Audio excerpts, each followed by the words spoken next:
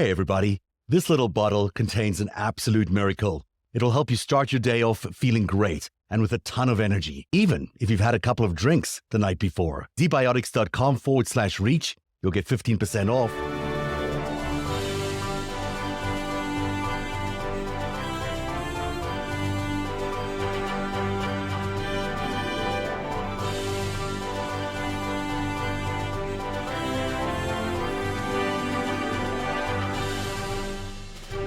Hey everyone, welcome to Narrative Live. We're so grateful you're with us tonight.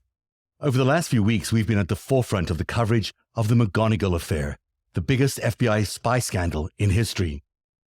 This is the story of a supervising counterintelligence agent who lands up working for a Russian oligarch named Oleg Deripaska, and also turns out to be freelancing on the side as a dirty tricks operative for the Albanian prime minister, shaking down politicians, creating crime, corrupting democracies, and making a lot of money along the way, it seems. McGonigal has been arraigned on charges of not disclosing information.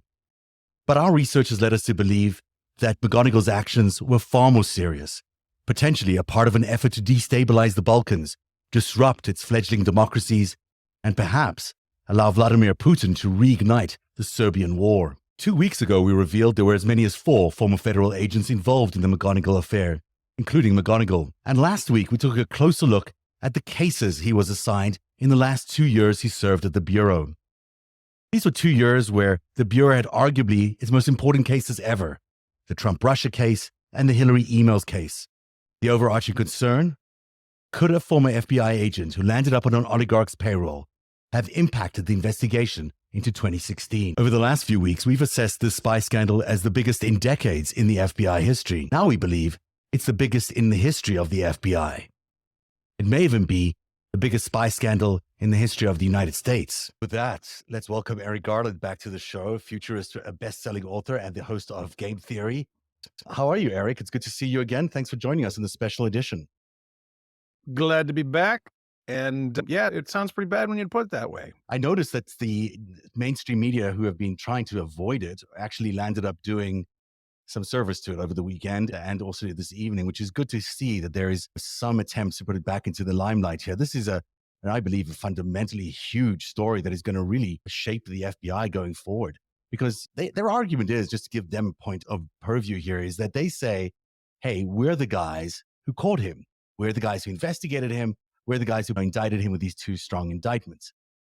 That doesn't work for me so much, because what if there's more that you didn't catch or you don't want us to see? And that's where it gets into tonight's show, which we'll look at the various aspects from Steele to Wiener and to see whether those cases were impacted. The breadth of this scandal is what makes it. And it brings us back to a year that is getting further away, but that we still need to cover, which is 2016. Right. Some of this goes back to 2012. Some of it goes back to 1912, actually. But on a day when the Fulton County, Georgia special grand jury just reported and said, hey, the election was clean, but the witnesses were dirty. Yeah. So that the entourage around Donald Trump messing with the 2020 election, it looks like the prosecutions are just happening. But we're still dealing with how Trump got in office to begin with, which seemed to have quite a bit of support from the FBI, which is not what they're supposed to be doing. Back to 2016 we go. It's ideal that both of us are here to do this tonight, because we were among the 2 who first stumbled on the Trump-Russia story in 2016 and put it out there in our different ways. You had that incredible tweet that is now, according to the New York Times, the number 14th most impactful tweet of all time. Wow, Eric, that's pretty big. Well done on that. Such an honor. It's almost as good as the Pulitzer. It's pretty good, I got to say, even better than the Pulitzer. It does put you in a prime position to really assess of when we sat there in 2016 looking at this potential crisis. Did you think any of the years that followed that, with Mueller and with the FBI and everyone else trying to investigate this particular case, I was always frustrated by the efforts of the Department of Justice and the FBI to come anywhere near close solving this? I just felt like, what's going on? Why are they missing so much? That is a lot of why I came out so early with that thread on Twitter and in a fairly complete form about what was going on, because I was so alarmed by the inaction. I have a lot of contacts around the world and quite a few in the US government. And I've been doing intelligence for 25 years now, and I have people that know things. And so when something like super alarming, like Queen's mobster becomes president and states that we didn't think we're going to go that direction, went that direction. We start calling around and asking, all right, so what's going on? And the most alarming thing was not, this guy Trump's connected to all this stuff. He's got this son-in-law, Jared Kushner, is coming with him. It was, I'm not sure what's going on. What do you mean you don't know what's going on? Nobody knows what's going on. That's big. What do you mean nobody knows what's going on? And basically, there were a lot of people who were panicking, but now I realized there were a lot of people who were in on it. And That's so the the inaction was the strategic point, I think. I think so. And as we'll discover tonight, the constant spotlight on her emails was also very much a strategic effort, I think, on behalf of both the FBI and others, which is very troubling. We should tell people, why would we think that this is even a reason to go back to 2016? Clearly, McGonigal was on the payroll of Oleg Deripaska, as a key player in 2016. And therefore, just you want to go back and just take a look to see if there was any damage caused by the guy who lands up on the payroll of Putin's favorite oligarch. But also, he was directly involved in 2016. I'm not sure people have quite landed on this notion that Charles McGonigal was the guy who received the tip that launched Crossfire Hurricane. He was on the receiving end at headquarters when the Papadopoulos claimed that there were thousands of emails being held by Russia that were going to be used to help Donald Trump. It landed up on McGonigal's desk. And that's where Crossfire Hurricane, the big investigation at the FBI, came from. So that's not nothing. That's the origin of the biggest investigation in FBI history, one would think, or close to, excluding January 6th. And then at the same time, we think it landed on his desk because he was also responsible for investigating the GRU hack of the DNC, which in his portfolio as the section chief in charge of cyber counterintelligence in DC, that investigation, I think, fell under his purview as well. Though I can't confirm that part completely, it does seem to make sense, which is why the tip that came from Papadopoulos landed up on his desk as well. So you've got two big aspects of the Trump-Russia probe that were probably under his purview before he even got to the New York field office, when he was at FBI headquarters as the section chief of cyber counterintelligence.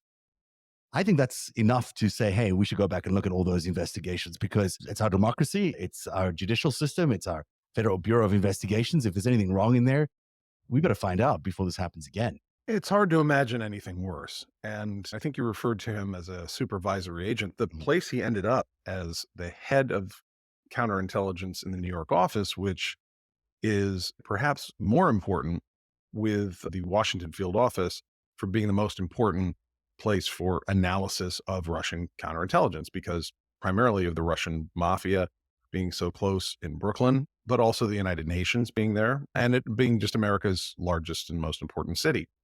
And he rose to head of counterintelligence there, which would have meant he had access to countless of the highest clearance requiring secrets that we have. He would have known the identities of all our various moles, all our various sources. He'd know the progress of all kinds of investigations. And to find out that once he was placed into that high position, the same month that somebody at FBI was feeding the aforementioned New York Times false information about Trump and Russia. And let me just go back and highlight that while you get the smirk about the 14th most important tweet, it was once again a negative frame about me and my revelations of that day. It was like, I think the comments were, it's proof that baby boomers will believe anything they read on the internet. I was like, or it was an outline of the Mueller report 2.5 years in advance. Or you should believe everything the New York Times says about you anyhow. They're in no position to be chucking rocks here, because the month that this McGonigal guy ascends to that position at FBI, they run a story saying investigating Trump, they find no connections to Russia, which is like investigating ocean. They found no connections to moisture. It's not to say that he's only connected to Russia. He has lots of dirty connections, but you got a couple of Russia contacts there. You know what? We're going to dive right into that timeline, is because that's a big part of what we'll do tonight. Is just look at that timeline throughout July all the way through November, and the number of times that you find Jim Comey intervening and or the FBI commenting to the New York Times, or it becomes very clear in hindsight that the level of intervention was completely inappropriate, but actually fundamentally changed the course of the elections, I believe, 2016. In October of 2016, that's when Comey puts McGonigal at the top of counterintelligence. And then, like, immediately after, the guy goes gallivanting off to Albania and the Balkans and all these terrible places doing terrible things. So it could be Comey is not our homie. It could be. And this chart is really interesting because this is the four actual former federal agents that are connected to the McGonigal affair in different ways. Two of them have not been charged. Mark Thomas Rossini has been charged in a different case in Puerto Rico, but I suspect he's flipped. But Louis Bledel is an interesting guy because he is the guy who preceded Charles McGonigal in the post of the special agent in charge of counterintelligence in the New York field office. So everything that was going on up until Charles McGonigal is also tainted by the scandal because Louis Bledel, when he was working at Ernst & Young later on, went to dinner with the Albanian prime minister and Charles McGonigal and got a deal from the Albanian government for Ernst & Young. So there's even more, not as direct corruption as there was in McGonigal's case, but there's another former federal agent who had the senior job who, according to these indictments, was also being lured by the Albanian prime minister and whatever former intelligence agents he had with him. We'll talk a little bit more on the other side of this. Hey, everybody, it's Zev from Narrative. This is the most romantic week of the year. And you know what that means? Dinners, dates, drinks, and more. And sometimes those celebrations can leave you feeling a little worse for wear the next morning. I have discovered an absolutely brilliant solution for that. It's called Z-Biotics. It's a pre-alcohol probiotic, and it's a miracle formula that allows you to have a few drinks at night without getting those awful post-drinking blues the next day. No need to worry about safety. It's all natural and FDA compliant. You can get Z-Biotics for 15% off your first order with my code REACH, R-E-A-C-H. I recommend getting the 6-pack. That's what I got, and it's a great deal, and you'll have a couple of extra to share with your friends. Click the link in the description box or scan the QR code on the screen right now and use code REACH, R-E-A-C-H, at checkout. Go to zbiotics.com/reach and get 15% off, plus 100% money-back guarantee if you're not satisfied. Make this date night one even Cupid would be proud of. Get some Z-Biotics today so you can still feel the love tomorrow. I like that. I was just thinking, we're talking about lethal spies, and by the way, here's a hangover cure. It links up for a lot of our audience. Probably. Sometimes this stuff does drive you to drink. Not in my case right now, but it's true. There's been moments in the last few years where oh my gosh, I need a drink.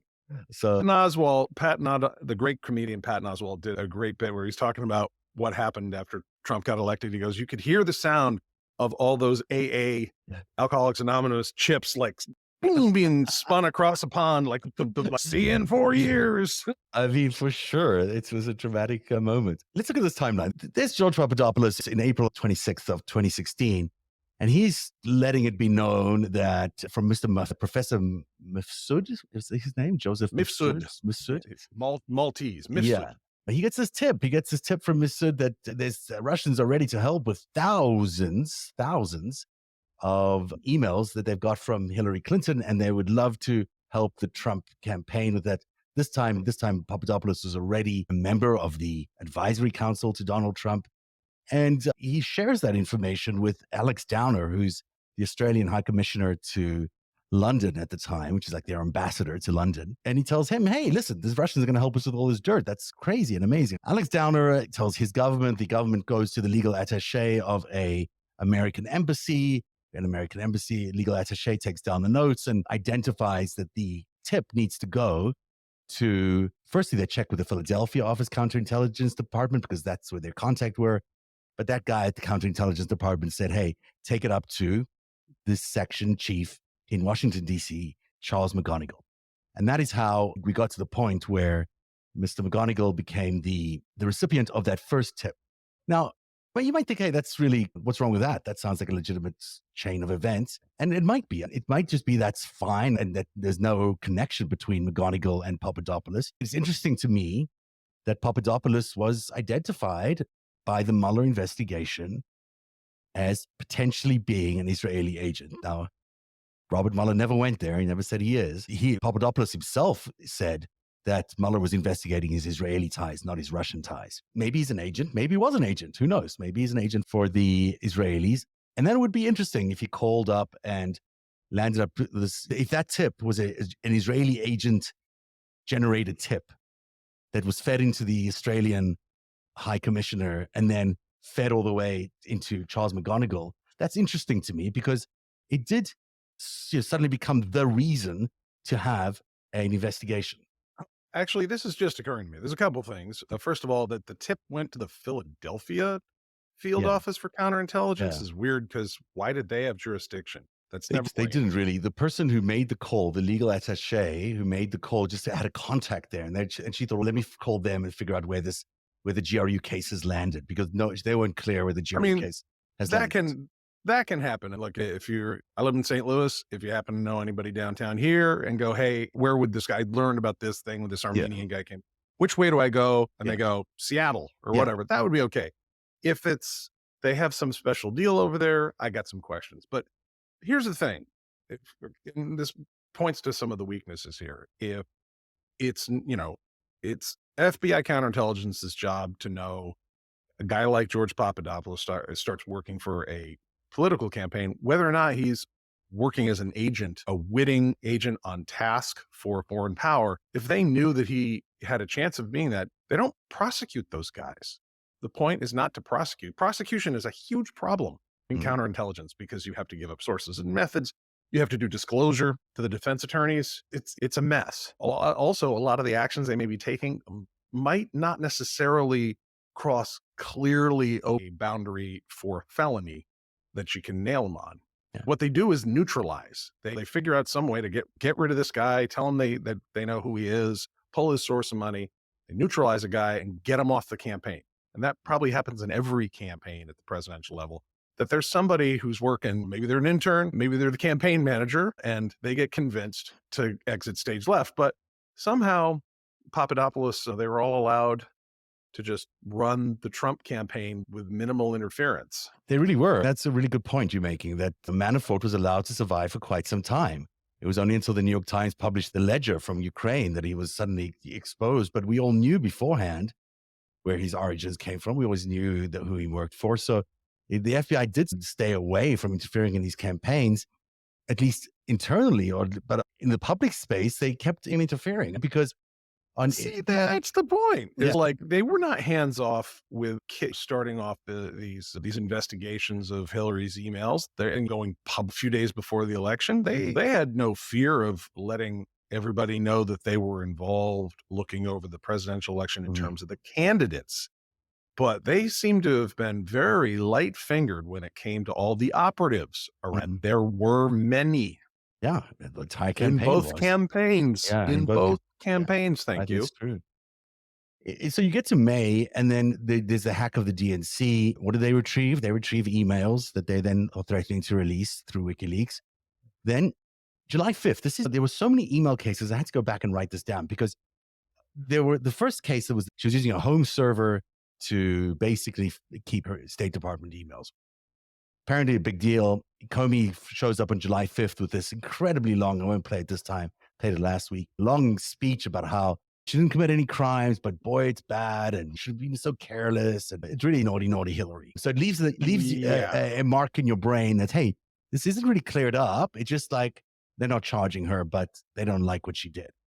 I challenge any American over a certain age to go back in time and tell me one thing that Bob Mueller, Louis Freeh, William Sessions, any of the prior FBI directors said during a campaign, ever.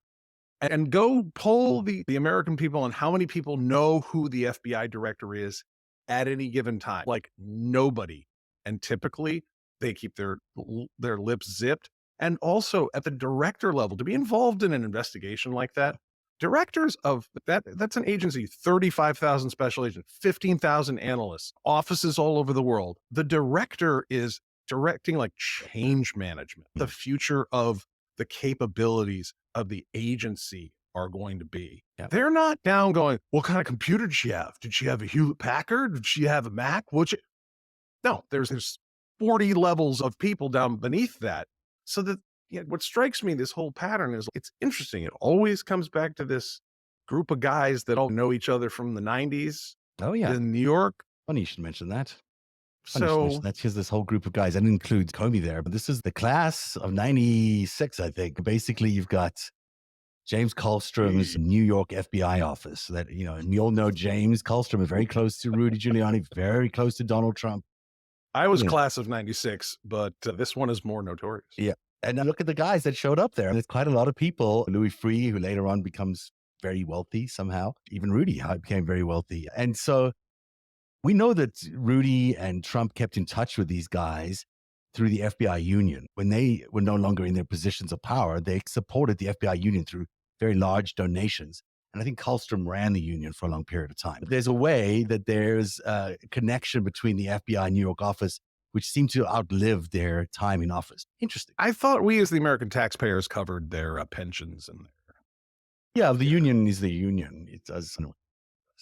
It is interesting that all these people landed up knowing each other from back then, and they were all covering the Russian mob thing that was happening back then. So they were in Brooklyn. All these guys would have known all these characters from the mob world, from the Russian mob world ages ago. But let's get back to the timeline just to keep us moving along here. So then you've got the WikiLeaks actual email release. Wild that it happened just 3 weeks after Comey's press conference, and just at the same time as they were readying to launch the Crossfire Hurricane. It just all seems so neat, doesn't it? It just makes you go, there's so much. Can I do a little mini media rant here, though? Yeah. If you go back to my YouTube channel and go back to live stream that I did with analyst Josh Faust in, I'm going to say 2010, when Manning did the first theft of data from the Pentagon and hands it to this Australian dude, Julian Assange, I'm on record there going, that's not journalism. And everyone came out, they're like, oh, there was maybe a war crime here. It's like,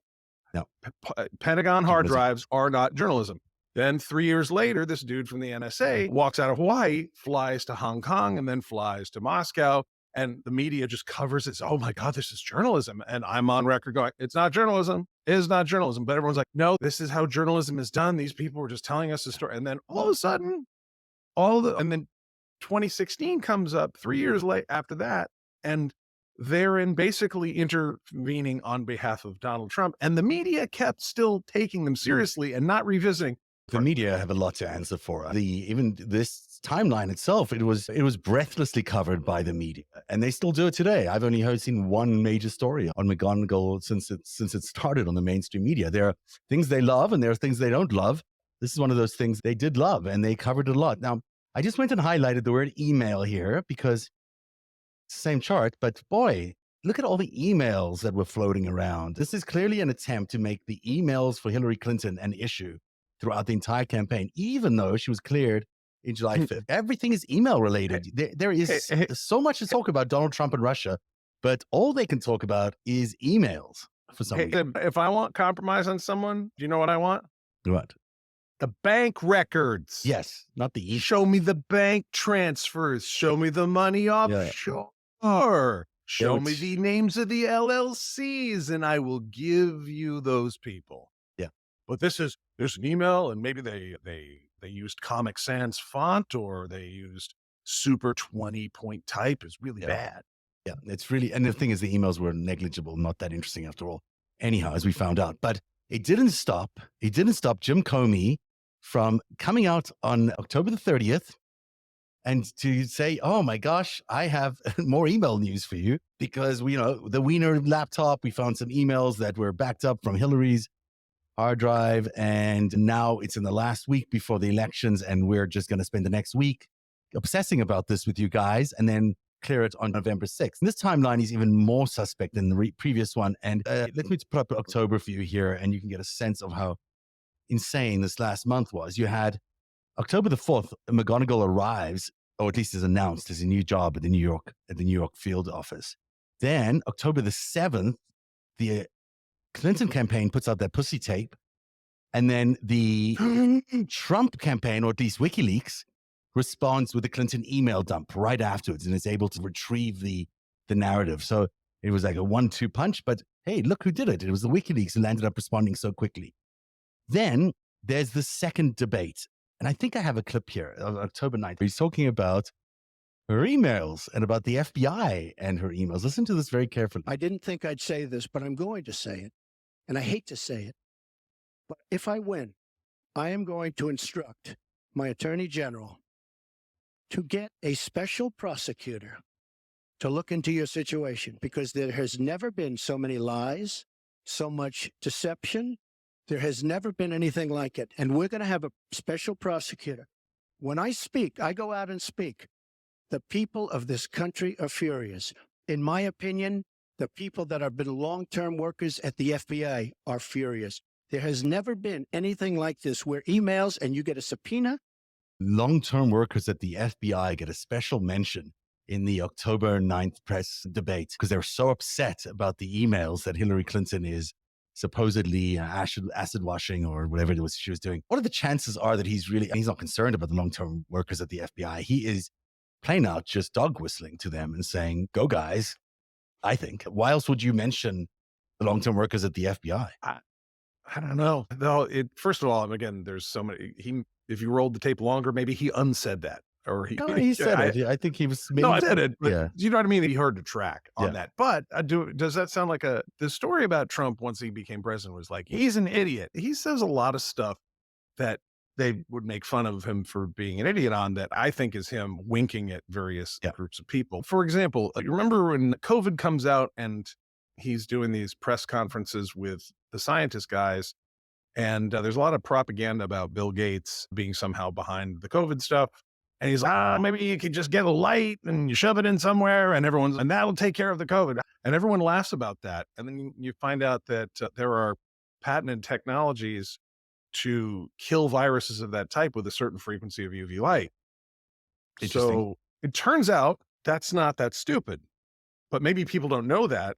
Maybe somebody's commercializing one of those technologies in order to make money off this. And look, this guy was around the mafia his whole life. The real serious power player, they threaten your life with 3 words. That thing over there. That's his native dialect. Yeah. Is just saying 3, your cousin. And so he would do that so that, that he name checks the FBI. There's those long-termers that like, I know who you are. Yeah. I know you guys. I know what you guys are doing for me, maybe, because the next few weeks rolls out a process of pre-billing for the James Comey Wiener laptop reveal. Go ahead. I was just thinking that's also around the time that he would have been receiving candidate briefings. So he would have been receiving top secret briefings around that time. Yep. So he might have been in a position to wink at a few folks. October the 25th, out comes Lara Trump, and she's on Fox and Friends saying, there's an October surprise coming, everybody. There's an October surprise, and it's just a few days towards the end of October. Rudy Giuliani, the next day on Fox, says, I think he, meaning Trump, got a surprise or two that you're going to hear about in the next few days. I'm talking about some pretty big surprises. And then Eric Prince on Breitbart says, with Steve Bannon, and the NYPD and the FBI had forced FBI Director Jim Comey to release the emails or they would go public with their revelations. So even he's talking about a rogue FBI forcing the FBI director's hand and forcing him to then ultimately release this crazy letter that he does. And there's a series of things that happens between October 28th and November 6th, which are quite stunning. The thing on the very left is the first letter where he says, hey, we have to reopen the case because maybe some of these emails on Wiener's laptop are relevant to the Hillary Clinton investigation, which, by the way, they had known weeks earlier were not relevant at all because they'd already done the check of the metadata. They already knew that it wasn't relevant. They were just doing extra checking over this period of time. And then the next day or 2 days later, this shows up that they got a warrant to look at all these emails. And in that article, I'll just throw it up for you just so you know I'm not making things up here. I think I showed it to you earlier. But it says here that some of Mrs. Aberdeen's emails passed through Ms. Clinton's private server, officials said, which means there is a high likelihood that the FBI has already read them. Apparently, it's pretty much well known that they had been already read, that they knew exactly what was similar in her emails versus the one that are on the laptop. And then it also says in this next paragraph, they said it was possible that the review would turn up nothing, but said investigators felt obligated to check it. Really? By what? By whom? They knew it was a backup of her BlackBerry. It wasn't like, ooh, surprise. And there's a program that you can run a comparison of those 2 data sets that takes about 2.2 seconds. Yeah. Yes. Which apparently took a long time for the FBI to build. Who investigated this again? Who was the one who did the interview? Strzok. So Peter Strzok, who is one of these. Oh, I know exactly. Yeah. Zev, I know exactly who he is. You do know who he is. because Pete, I don't know if the audience ever heard this, but Pete Strzok interviewed me in 2011. Huh. I debriefed with him over being targeted by the Op Ghost Stories Russian agents. Ah, that's Uh, that was the They name. refer to Anna Yeah, Chapman Anna because she was the Chapman. pretty redhead, but I had the guy, Don Heathfield, aka Andrei Bezhirkov, who was the guy operating out of Boston, who they made The Americans TV show on FX and whatnot. So it was a very interesting case, and I had a lovely chat with Special Agent Strzok, So you know the guy. but it was about Russian spies. Yeah, And that so was his beat. that was his beat. So I was like totally kosher, but why was he the guy on the emails? They decided They have a cyber division. they have a It's cyber not division. the espionage division. It's not counter espionage. That's a good question, which I still don't understand exactly what was going on at headquarters. And the Horowitz investigation, which was the internal investigation into what happened during this time, is not clear on some of the stuff.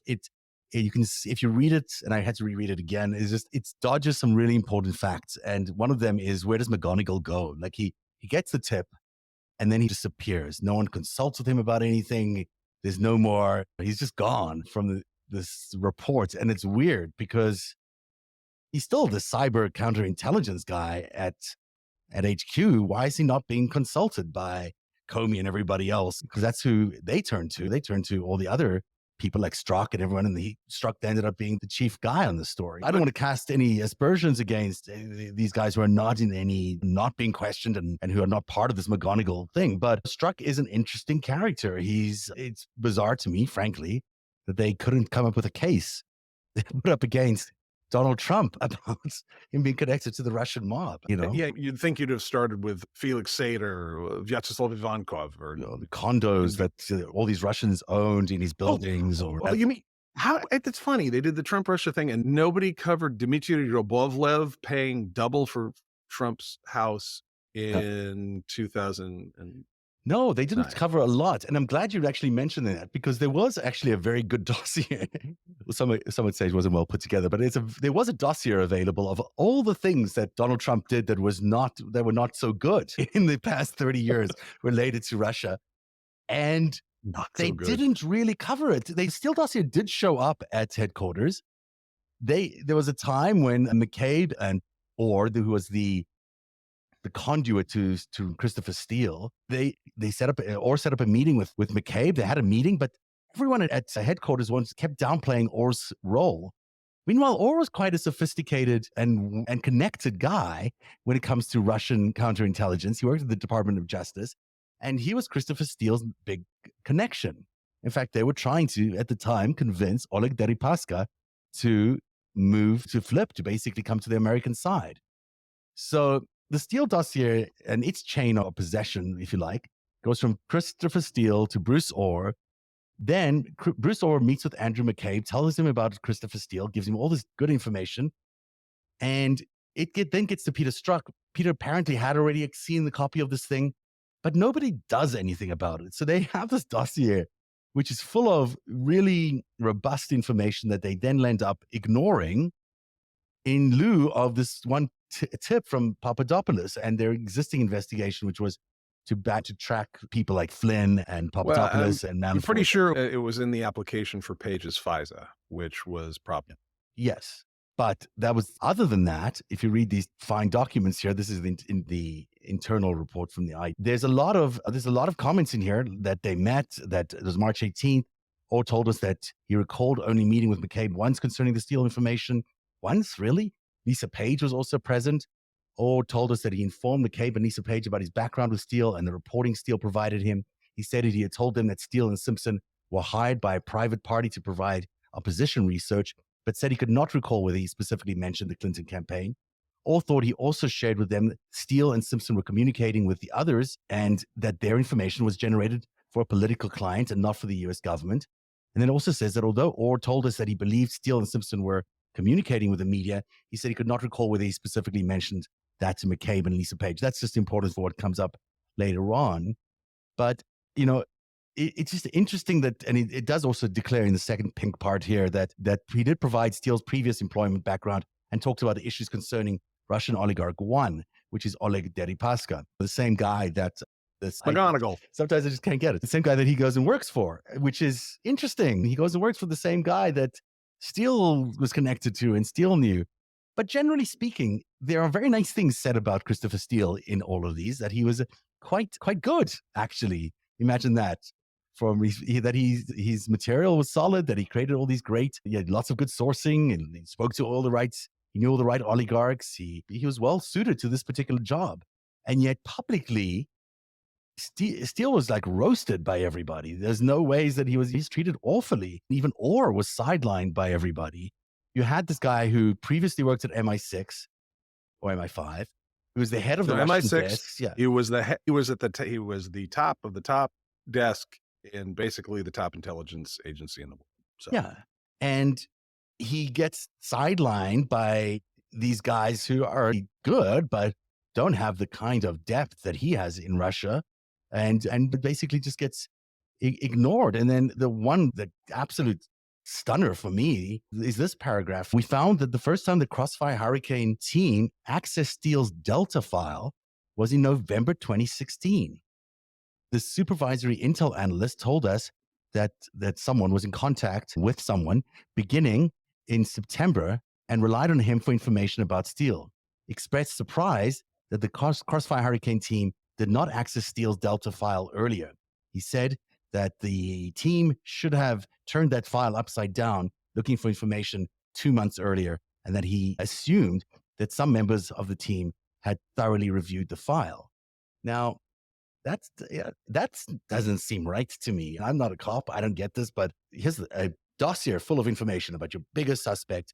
Here's the guy who's giving it to you, but you're not going back to check the history with the FBI? I have a new thesis that's based on some of what you're talking about here. Of course, I've gone through the dossier with a very critical eye, as speaking as a professional analyst, in how the fonts are, how the writing style is, and based on some of the predicate that the two main subsources were this young man Igor Danchenko, a Ukrainian/Russian national who basically looked like a Russian intelligence agent, and Chuck Dolan, who's a former Clinton administration guy who was at the top of a PR agency that represented the Kremlin. Catch him. But there's so much duplicity going on here. And BuzzFeed was the one that publishes what they call is the dossier. If Steele really was on Team Good Guy here, or at least writing material that is well sourced and is up to the standards that one expects in an intelligence context, I'm wondering if what the BuzzFeed people put out as the Steele dossier, was that even the Steele dossier? I think it was. I think that's generally believed to be a version of it. It might not have been. This thing felt to me like it was a live. Hold on. Stop right there. Yeah. It might have been a version of it. Then who edited it? Because when you're talking about like hack and leak stuff, you put some in that's fake, you leave some in that's real, and you take some out that says something other than what you want here. Because when they talk about the Steele's work product went into a FISA warrant, that what they published in BuzzFeed just didn't strike me as professional intelligence analytic work. But what if it's not, and if it's a hack and leak job of its own, maybe the stuff that went into some of these FISA reports was up to snuff, did have the standards one would expect of explaining some of the sourcing on that, so that you could assume, look, FBI people and intelligence people, they have organized ways to communicate the credibility and history of credibility of each source. You can keep them anonymous, but you actually have ways you get a report card as a source, right? They were sitting on this for 2 months. They're sitting on this dossier for 2 months without really checking. They did try, apparently, but according to the Senate Intelligence Committee, not very convincingly, they did try to check some of these sources.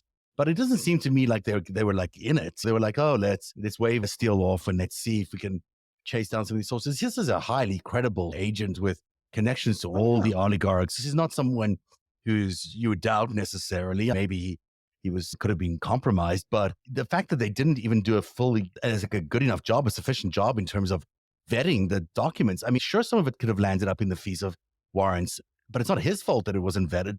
It's their fault that they should have vetted it. It's he got them with tips, and they didn't follow up on them. And in terms of motive here, let's say that he's one of the world's reigning experts in Russian counterintelligence, which he is. Yep. And which he was and still is. Maybe there's somebody today who's LeBron, but he's Michael Jordan. This is top of the heap here. let's say he's watching the discussion of Russia stuff and like his hair's on fire going, that is not what is happening. And then he puts a dossier together and hands it over to the right people, and they screw around with it because look, these are you from the rest of the McGonigal story. I think the least we can say is these guys were screwing around with things they were not supposed to be doing. That one I feel really confident about. Meeting with Albanian intelligence while you're on the payroll of the United States and work for FBI counterintelligence. Nope. Yeah, you just don't do that. Against rules.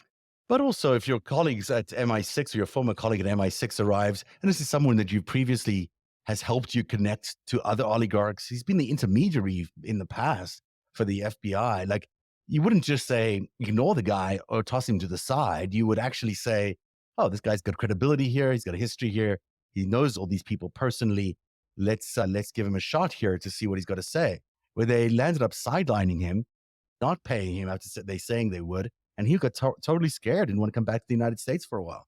He did speak to George Stephanopoulos of ABC News. And sometimes it's just helpful to see what they say and the expressions on their face themselves. I think it speaks volumes for who he is. Give me a declarative sentence. Christopher Steele is a patriot who has professional integrity and expertise, and somebody who is a true friend and ally of the United States. Steele authored the infamous Steele dossier. It presented some allegations about Russian interference which proved to be accurate, but others, including a salacious claim that the Russians may have had a video of Trump watching prostitutes in a Moscow hotel room, are either unproven or discredited. An investigation by the Justice Department's Inspector General showed that the source who gave Steele some of his key material, a Washington analyst, told the FBI much of it was rumor and speculation, including the supposed videotape recorded by Russia to blackmail Trump, what's known in Russia as compromise. one of your main collectors. He spoke to the Inspector General, said that especially the compromise was word of mouth and hearsay, conversations with friends over beers. It was just talk. If you have a confidential source and that confidential source is blown or is uncovered, that confidential source will often take fright and try and downplay and underestimate what they've said and done. And I think that's probably what happened here. Yeah, they're dead. Yeah, it's the Russians. You're not going to screw around with that. They fall out of windows and all sorts of things happen to them. You would be careful. And in this case, it makes sense to me that either of these guys weren't the sources, because he knows all these people personally. He doesn't need to go to some guy in Virginia to be his source. He knows Oleg Deripaska. He knows him. It's not that hard to get information from the source. You wouldn't need to do all this stuff. So my background is not signals intelligence. I wasn't like a naval technical guy, and I didn't work at the NSA. My background is human intelligence and developing networks and doing so over long periods of time. This is apples to apples comparison.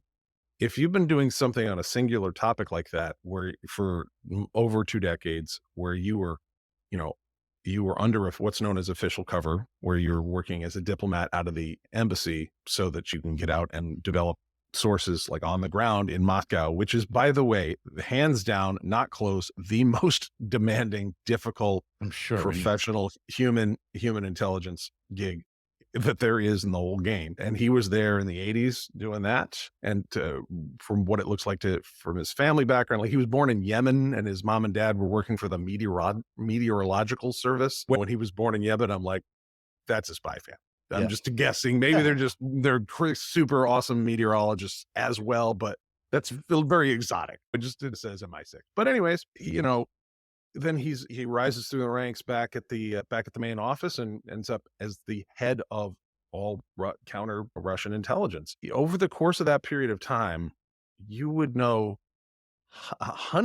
you'd know people personally, but you would be evaluating the dossiers put together by all of your network of analysts all over the world.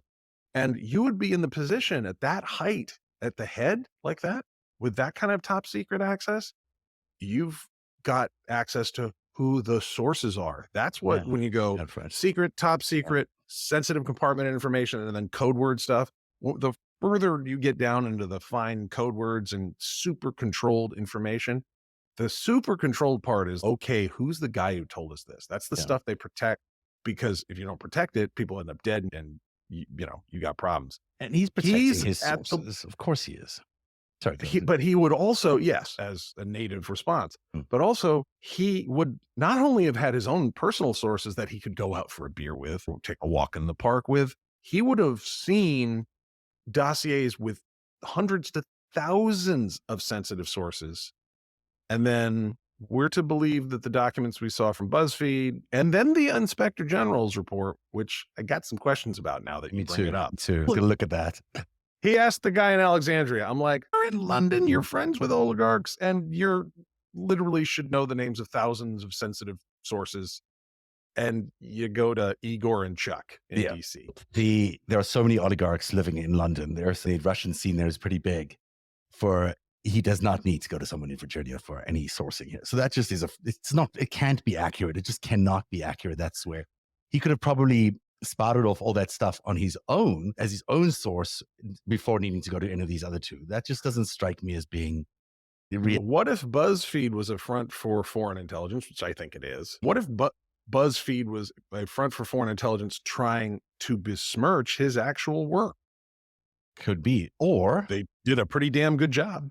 Yeah, they could. Look, if you think about it, if you think go back, you have Papadopoulos potentially sending up this concern around the Russians supporting Hillary with the emails. At the same time, there's a competing strain of evidence coming towards them, which is the Steele dossier. If you're wanting one to be more successful at launching the Trump-Russia investigation, you would discredit Steele and you would support Papadopoulos, right? And that's, from a narrative perspective, that's what you would do. And you'd get that to be the impetus for a foreign intelligence investigation by the FBI. I've got a few minutes left here. This is going to be a little long, but I'm going to read it to you anyhow, because it is fascinating, because it puts you in another mindset. This comes from my story that I wrote about Oleg Deripaska a while ago, but I'll read it as quickly as I can, and I'll get to the stuff that's really the most interesting. In 2014, the Justice Department began a documented 2-year effort to recruit Deripaska as an informant as part of Operation Outreach. Intriguingly, it was former MI6 spy Christopher Steele, the famous author of the dossier, who approached DOJ to suggest potentially flipping Deripaska. So that's just an interesting note. That's how far back that connection goes. It wasn't the first time Deripaska worked with the FBI. In 2009, the FBI enlisted the oligarch for an attempted rescue of Bob Levinson, the American-held hostage in Iran. The mission didn't succeed, but Deripaska got enough information out of the Iranians to get what he wanted out of the deal, a legal U.S. visa. The recent effort to flip Deripaska began in earnest in September 2015. The Justice Department, Bruce Orr, met Deripaska to ask about Putin's ties to organized crime. Deripaska has reportedly rebuffed the advance, but by the beginning of 2016, the oligarch's rehabilitation was underway. We know this because the FBI helped Deripaska get another U.S. visa in February 2016. The oligarch was encouraged by the softening of the agency's stance, according to emails released by the Republican lawmakers. We reckon that forthcoming OVD, that's Deripaska, contact represents a good opportunity for the U.S. government. That's what Steele texted to Orr at the time. Keep in mind, this was all happening at the same time that Christopher Steele was writing his dossier. As it turns out, Steele had worked for Deripaska in 2012. While it's unclear if the two men were in direct contact, Deripaska was sending Steele messages through his U.S. lobbyist, Adam Waldman. Was Steele working for Deripaska? No one can say for sure, but FBI Director Christopher Wray refused to discuss it in an unclassified setting when Tom Cotton asked him of this. Later in February, Deripaska was the subject of a U.S. interagency meeting. Prior to that meeting, Steele shared sensitive documents which showed Putin was exerting pressure on the oligarchs and that Deripaska was not a tool, according to Steele. And then contacts between Steele, Deripaska, Waldman, and Orr continued almost all the way up until the election. The last contact was in September 2016. This is great. When Orr and Steele showed up unannounced at Deripaska's New York apartment. We think Russia is colluding with the Trump campaign, and we think Manafort is the key guy, a knowledgeable source told David Ignatius of the Washington Post. According to the source, Deripaska responded, "I hate Manafort, and I'm suing him." And we know at the time that was true, that he was doing that, but it was also possibly an artful dodge because we know that Deripaska, through Kalimnik, was working with Manafort and getting all these updates. My point there is, the guys that are actually trying to stop all this, the guys that are going to talk to Deripaska and challenge him on this, are Steele and Orr. They're not Strzok and whomever at headquarters. In September 2016, these were the guys confronting Oleg Deripaska. And the Trump-Russia story, about maybe, I don't know, he gets a hotel, okay, but the real killer story in all of that is they hand the Republican National Committee, polling from that year, they hand that to a Russian spy who takes it back to Russia. Now, there's a whole bunch of the international interference in the American election that year. Some of it's Malaysian, a bunch of it's Saudi, a Yeah. ton of it's Israeli. Yeah. Then there's a lot of Chinese stuff, but there was definitely Russian stuff too. And that is the real stuff. That would be the smoking gun, if you will, is not they control him because he got into some water sports with some prostitutes one time, blah, blah, blah. That is the damning stuff between the Trump campaign and Russia, as they took the prize jewels of the Republican National Committee polling and handed it to Kilimnik, who apparently had the skill set to know what the precinct by precinct data meant, which means he was a specialist in this. So that's the real stuff. And it sounds like that is what Steele was focusing on. And both of those got sidelined, and Strzok gets a book deal and doesn't achieve very much out of the Operation Crossfire Hurricane. That didn't land anywhere, didn't actually achieve anything. Comey gets a book deal. Comey gets several books, actually, gets to go on TV and be a famous guy. Meanwhile, he was the guy inflaming all of this throughout the entire summer, talking about her emails. And that's don't forget the Showtime movie. Yeah. Oh, and the Showtime movie making him look like a god. There's a lot of questions. Oh, and him stroking his chin. It's so tough, and there's so many people at FBI who don't like her, and I'm just this really good guy. And it's clear that there's a lot more that needs to be looked at here. And I know the FBI is desperately trying to avoid this, but you can't. It's here. This story is massive, in my opinion. And the more I look at it, the more angles it has and the more disturbing aspects there are, that this could be a fairly widespread issue for them in headquarters. And maybe some of those people are gone now, but maybe they're not. Maybe there's others that are still there. And we need to clean the house, because if this is what they're used to doing. I don't want to go through this again in 24. I'm sure Joe Biden doesn't want to go through this in 24. I'm sure nobody does, except for baby Donald Trump. I'm just going quickly back through the Steele dossier, which is searchable, and it doesn't get into the real Manafort. No, because that was happening almost live at the time. It's this almost at the same time that Steele and Orr would have gone and confronted Deripaska. Deripaska must have been like going to the meetings right afterwards to get the data from Kilimnik. That was August 8th, 2016. I believe. Yes, and they came to confront him in September. So but in this world, that's a month. That's a long time. It's a long time. It's long enough to make it into the dossier. So if Steele is kicking around discussing Manafort and what he's up to, and he's got these other sources. And by the way, if Konstantin Kilimnik is running around Manhattan, you know who should be just on him all the time? Is FBI counterintelligence. Should have his phone tapped. And the stories that they came out with later were about how I believe Davis, his business partner, Manafort's business partner, Rick Gates, and used WhatsApp to send him to send Kilimnik the files of the they met at polling the data. Cuban place at the top of Jared Kushner's 666, and they met. This is Rudy's haunt. It's not like it was far to find out where the Russians go and hang out with their mob friends. It's what they do. Yeah, and this is Russian counterintelligence in New York City. These are the most obvious dudes possible. If anyone's going to get a FISA thrown on them in perpetuity, it hypothetically would be Paul Manafort, because he worked for Viktor Yanukovych. Yeah. So you want to know where he's at. But no one would. The media kept going, a Russian Slav sort of guy who was a florist or who really liked gymnastics, and they left out Russian military linguist, which means spy 100% of the time. This maybe the average poor reader of some of these terrible media outlets we have in this country might have been fooled by that. But anybody with expertise in counterintelligence who looks at Kilimnik goes, that guy's a Russian spy. It's a campaign year. He's hanging out with the campaign manager of the presidential election. Follow him. It's vastly Tap illegal. his phone. Yeah.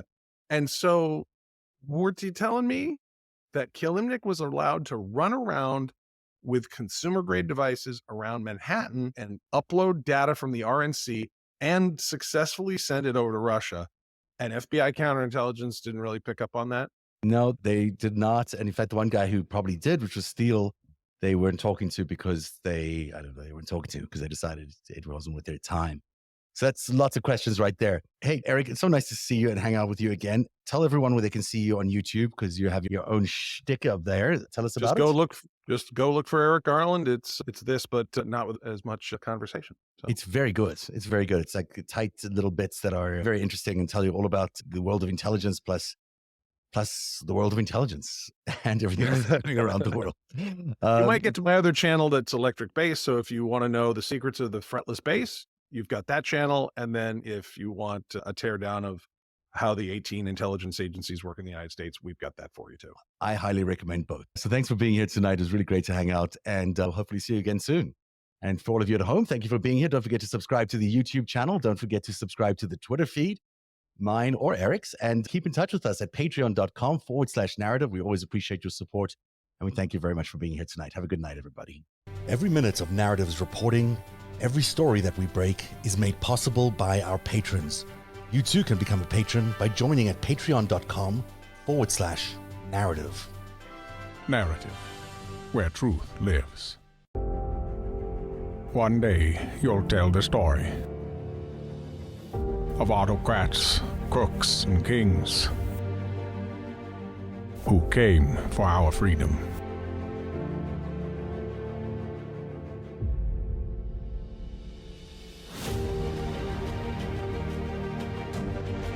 A story of citizens who stood up to tyranny and won.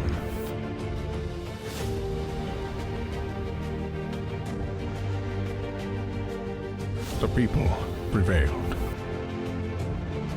and renewed an old vow to a more perfect union. And that was just the beginning.